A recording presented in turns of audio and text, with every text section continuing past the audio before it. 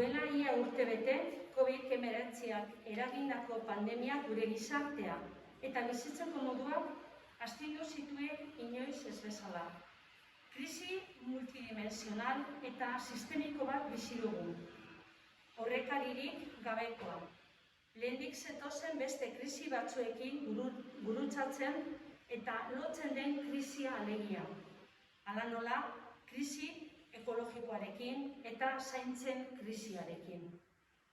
Pandemiak agerian utzi du feminismotik gordinki aspaldi aldarrikatzen ari zena. Bizitza zaugarria da eta dependentea, ekodependentea eta interdependentea. Ezer ez da bizitzaren zaintza baino garrantzitsuagoa izan behar. Pandemiarekin muturreraino ahuldu eta prekarizatu den bizitza alegia. Bizitzari baldintza duin eta justuetan ustearen aldeko apustu erradikala egiteko unea da. Horrek begirada feminista eskatzen du, erakundetatik bultzatzen ditugun politika guztietan. Dagoeneko, egiaztatuta baitago emakumeek eta neskek eragin negatiboagoa jasan dutela krisi honetan. Batez ere, krisira zaurgarritasun edo diskriminazio handieneko egoeran sartu zirenak.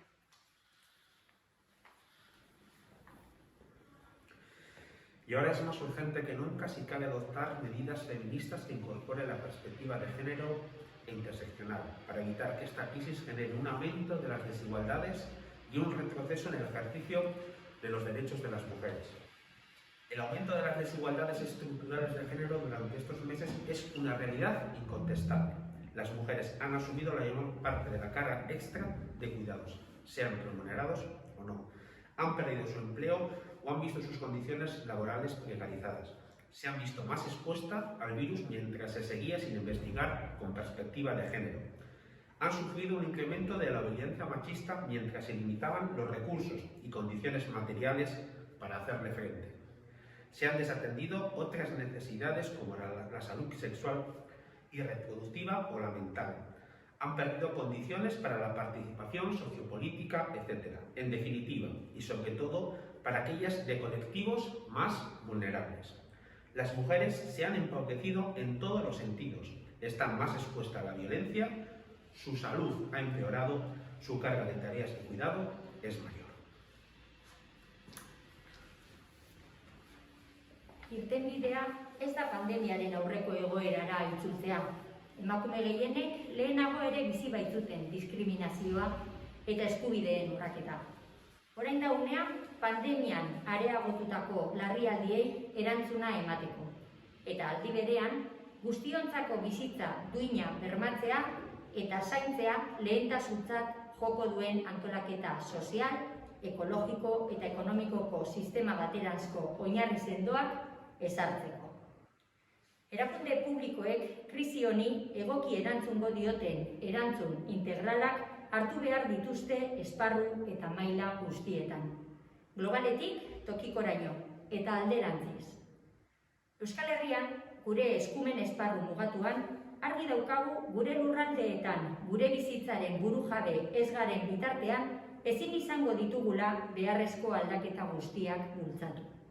Hala ere, badaude aukerak bide hori marrazten joateko, sisteman ditzadurak irekitzeko eta hain zuzen ere tokikoa da eremu egokiena. Azken hilabeteetan Euskal Herriko hainbat udalerritan bultzatu diren zaintzako ekimen publiko komunitarioak eredu ezin hobea dira. Para ello, las instituciones deben articularse entre ellas y abrir vías para una efectiva y real participación de la ciudadanía en las decisiones públicas, en particular de colectivos diversos de mujeres y movimiento feminista. Los ayuntamientos somos la primera línea y por ello debemos liderar el impulso de las políticas públicas sobre los cuidados y su provisión, desde la corresponsabilidad pública y atendiendo a las diferentes condiciones e impactos en hombres y mujeres. Y eso se hace impulsando la articulación y participación desde premisas feministas, elaborando planes y programas transformadores, atendiendo urgencias y destinando todos los recursos que sean necesarios para su correcta implementación. No hay excusa que valga, ni fotos ni declaraciones vacías porque se acerca el 8 de marzo. Este día debe servir para reafirmar el compromiso de este ayuntamiento con políticas público-comunitarias. Bat, zainketen antolakuntza sozialaren ereduaren gaineko eztabaida sustatzea eta lideratzea. Beti ere, bizitzaren zentraltasuna eta zainketaren erantzunkizun sozial eta komunitario oinarri duen ikuspegi feministatik. 2. Realizar un análisis de los efectos de la COVID-19 y de la situación y necesidades de los colectivos y personas más vulnerables para conocer nuestra realidad local, entre otras, personas mayores que viven solas, familias monomarentales, mujeres y niños víctimas de violencia machista, personas en situación de calle, cuidadoras en el ámbito familiar, remuneradas y no remuneradas, desempleadas. Se deberá garantizar el enfoque feminista y la participación del tejido social local, especialmente de mujeres y feministas. Hirugarrena.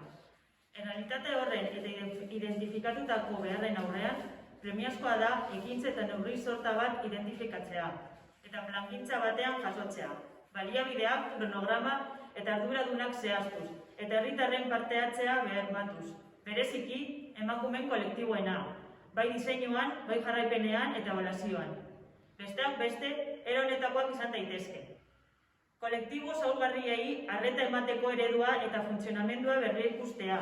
Pertsona kolektiboen mota zein emandako zerbitzuen funtzionamendua eta edukia zabaltzeko. Beti ere, ikuspegi feminista eta ahalduntze ikuspegitik.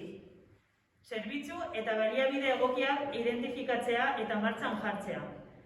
Behar izan hauei erantzuteko. Bakarrik bizi diren adinekoi jarraipen zuzena, etxe bizitza baliabideak erraztea, alokairu soziala, etxe bizitza komunitarioak, etxez-etxeko laguntza zerbitzua indartzea eta egokitzea, zeinketekin lotutako erabilera komunitariorako udal espazioak egokitzea, inderkeriaren biktimentzako baliabide berriak, ezoiko diru laguntzak eta edo laguntza ekonomiko osagarriak eta abar. Zaintzaileen baldintzak, ordainduak eta ez ordainduak, duintzeko ekintzak, informazioa, aholkularitza, eredu kooperatiboak bultzatzeko laguntza ildoak eta abar.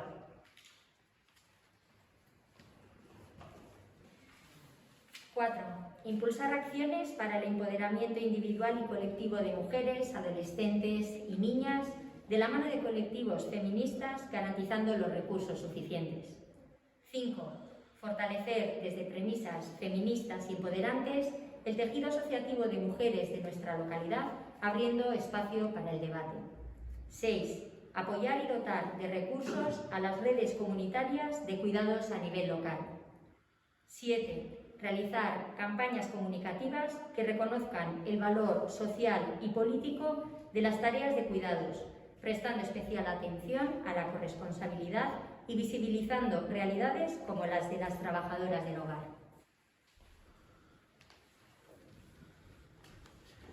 Premisa feministetatik abiatuta zaintzei buruzko eztabaida guneak irekitzea. Kolektibo soziala, administrazioa eta gure udalerrian dauden beste sektore batzuk implikatuz. Eta zaintzen erantzukidetasunerako tokiko ituna bultzatzea. 9. Harrera publiko komunitarioko programak sustatzea iritsi berriak diren pertsonentzat. Tokiko eragile sozialen parte hartzarekin eta kolektibo ahulenei arreta berziaz jarri eta berti ere genero ikuspegia aplikatuz. 10. Zeharka identifikatu diren udalherriko emakume zein kolektibo feministek parte hartzeko bideak irekiko dira. Identifikatu diren jarduera guztien diseinutik ebaluazioraino parte hartu ahal izateko eta euren iritzia kontua hartu. 11. Garantizar los recursos suficientes en Andragune para impulsar acciones para el empoderamiento individual y colectivo de mujeres, adolescentes y niñas de la mano de los colectivos feministas. 12. Berdintasunaren 3. udal plana egitea Durangoko emakume eta kolektibo feministeren laguntzarekin.